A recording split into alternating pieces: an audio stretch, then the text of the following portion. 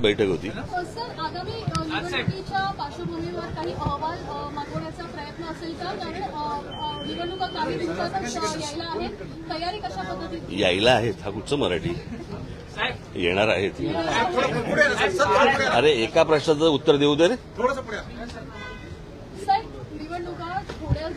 निवडणुकांच्या दृष्टिकोनातूनच आत्ताची आमची पक्षांतर्गत बैठक होती. त्यांना काही कार्यक्रम उपक्रम दिलेले आहेत.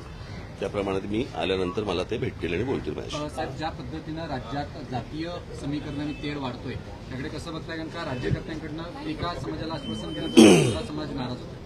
मला असं वाटतं आता ह्या सर्व समाजांना ही गोष्ट समजणं गरजेचं आहे. मी इतकी वर्ष या माझ्या भाषणांमधनं मुलाखतीमधनं मी सांगत आलो या जातीपातीतनं काही होणार नाहीये. हे सगळे पुढारी हे जातीपातीमध्ये द्वेष पसरवून फक्त मतं हातात घेतील आणि बोळसटपणे हे मतं देतील देखील. पण हे त्यांच्या पुढच्या येणाऱ्या पिढ्या, म्हणजे मी काल तर ते एक कोणीतरी मला क्लिप पाठवली त्याच्यामध्ये लहान लहान मुलं जातीवरनं बोलतात एकमेकांशी. आणि हे कधी बोललो होतो मी की हे सगळं शाळा कॉलेजपर्यंत जाणार हे प्रकरण, कळलं का? हे विष असं महाराष्ट्रामध्ये कधी नव्हतं. मला असं वाटतं हे जे जातीपातीचं विष घालवणारी जी लोक आहेत महाराष्ट्राने यांना दूर ठेवलं पाहिजे. किती आवडलेलं काही असलं, किती आवडता पक्ष असेल नाही तर अजून आवडती व्यक्ती, पण असलं जर विष घालवणार असेल तर पुढच्या पिढ्यांनी कसं जगायचं?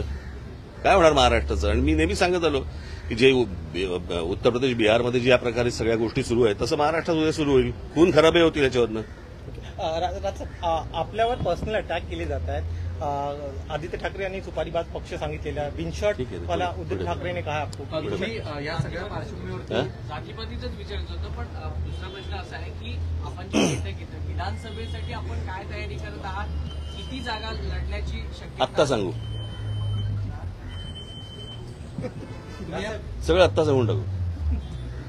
तुम्ही या पार्श्वभूमीवरती दौरा वगैरे करता का राज्याचा? कारण का मी जुलैमध्ये माझा महाराष्ट्र दौरा सुरू होईल, जुलै मिडमध्ये, आणि त्याला भेटूच सगळेजण आपण.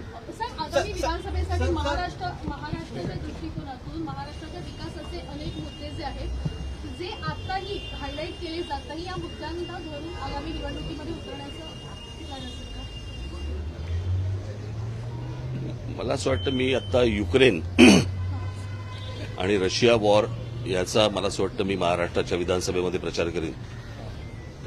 महाराष्ट्रातलेच प्रश्न येणार नो ते त्यांचा सोडून द्या. मी माझा याचं कारण त्यांना विकासापेक्षा जातीपातीमध्ये तेढ निर्माण करणं आणि त्यातनं हाताला मतं लागतायत हे त्यांना जेव्हा कळलंय म्हणून हे त्याच प्रकारे पुढे जाणार. मला असं वाटतं समाजाने ही गोष्ट ओळखणं गरजेचं आहे. लोकसभा निवडणूक आत्ताच सांगू. लोकसभा चुनाव में आपने जहां प्रचार किया था, मुख्यमंत्र्यांनी कसं विधान केलंय की काही लोकांना बांबू लावायची गरज आहे. लावा म्हणून. साहेब लोकसभा